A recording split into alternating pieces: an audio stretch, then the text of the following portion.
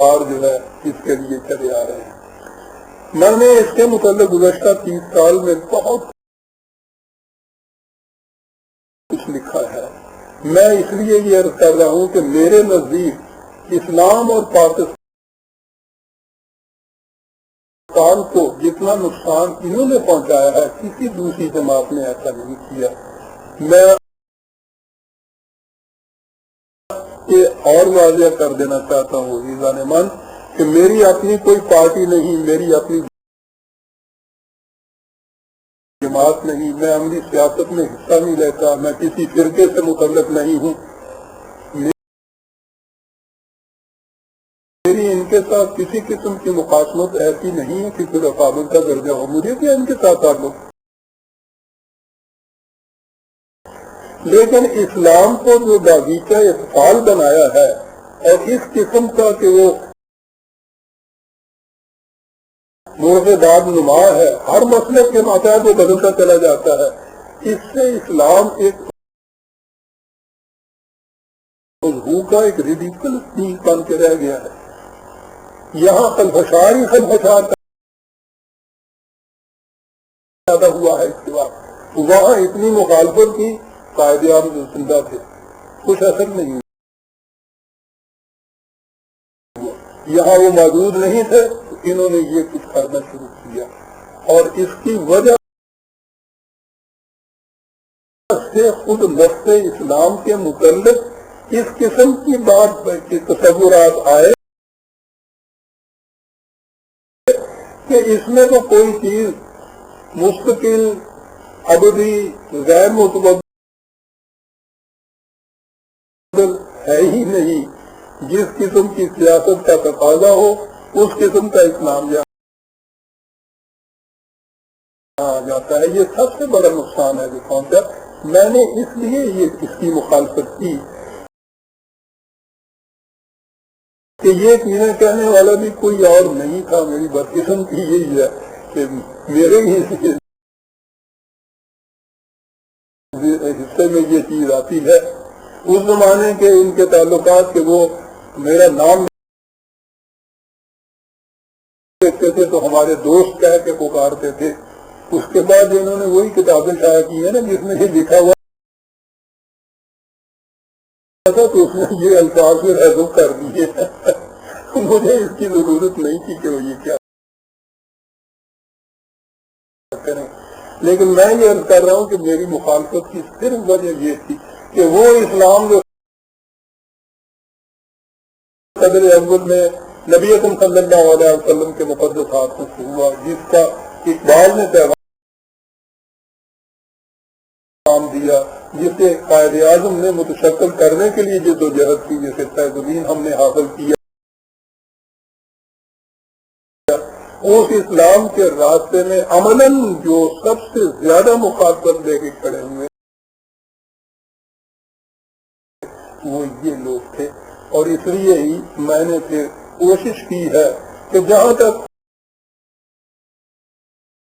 ہو سکے ان کے ان باطل خیالات کی تردید کرتا چلا جاؤں۔ باقی سوالات اور شعباب ہیں جنہوں نے میرے سامنے پیش کیے، لیکن اس کے لیے پھر آئندہ اجلاس میں ہم یہ کر دیں۔ شکریہ۔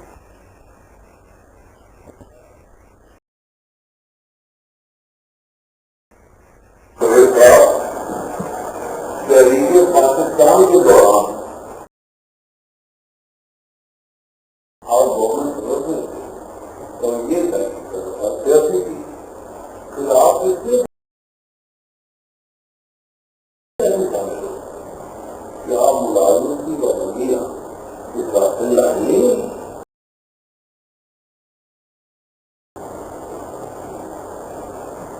یہ صاحب جیسا کہ میں اکثر کہا کرتا ہوں، میں 1930 کا پاکستانی ہوں جب علامہ اقبال نے الہ آباد کے مقام پر اپنے خطبہ صدارت میں اس کا تصور دیا تھا۔ اس وقت تو عام طور پر ملک میں بھی اسے شاعر کا تخیل سمجھا گیا تھا، لیکن میں تو چونکہ اس کی لنک سے واقف ہو چکا ہوا تھا، میرے نزدیک یہ میرے دین کا جز، میرے ایمان کا حصہ بن چکی ہوئی تھی، لیکن تاریخ کوئی نہیں تھی اس وقت۔ میں نجی طور پر اور نظری طور پر آپس میں کچھ گفتگویں ہوا کرتی تھی، کچھ بحث مباحثہ ہوتا تھا، لیکن چرچا اس کا کچھ عام نہیں تھا۔ 1930 سے میں کہوں گا 1937 تک میری پوزیشن بھی ملک کے اندر، میں گورنمنٹ سرونٹ ہی نہیں رہی تھی، بلکہ مختلف حلقوں میں بڑی نمایاں پوزیشن حاصل کر لی تھی میں نے، علمی، ادبی اور اس زمانے کی اصطلاح کے مطابق مذہبی سرکل کے اندر خاصی ممتاز شخصیت سمجھا جاتا تھا۔ میں کسی تاریخ سے وابستہ نہیں تھا، لیکن مختلف تاریخ کے جو نامور لیڈرز تھے، شخصیتیں تھیں، ان سب کے ساتھ میرے مراسم اور تعلقات تھے۔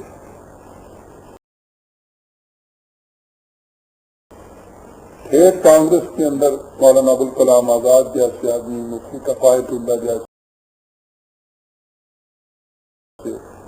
مولانا احمد سعید جیسی شخصیتیں، دیوبند کے علماء میں سے مولانا انور شاہ صاحب، مفتی مولانا شبیر احمد عثمانی جیسی حیثیتیں، مولانا مرتضی حسن جیسی، آرار میں سید عطا اللہ کا بخاری اور مظہر علی اظہر، وہ میرے ہم وقتی بھی تھے۔ یہ دارالمصنفین کے سید سلیمان ندوی، ان کا پورا حلقہ، ادھر ادبی طور پہ نیاز فتح پوری جیسے بھی، اگرچہ مذہبی حلقہ جب آتا تھا تو اس میں ان کے ساتھ خادم بھی رہتا تھا۔ سیکریٹریٹ کی اسٹیبلشمنٹ کا ہیڈنگ میرے پاس تھا، اس لیے سیکریٹریٹ کے مسلمانوں کا مرکز بھی میں تھا۔ وہاں نئی دلی میں ایک گاؤں کی مسجد تھی، اس کا نام رائے سینا تھا اصل میں نئی دلی کا نام، تو وہ مسجد باقی رہ گئی تھی این پارلیمنٹ ہاؤس کے سامنے سیکریٹریٹ کے بلاک کے درمیان، تو اس میں جمعے کا خطبہ میں دیا کرتا تھا۔ اس کی وجہ سے سیکریٹریٹ کے مسلمان تو ایک طرف، پارلیمنٹ میں جتنے یہ مسلمان ممبرز تھے وہ بھی وہی جمعہ ادا کرتے تھے، اور شہرت ایسی تھی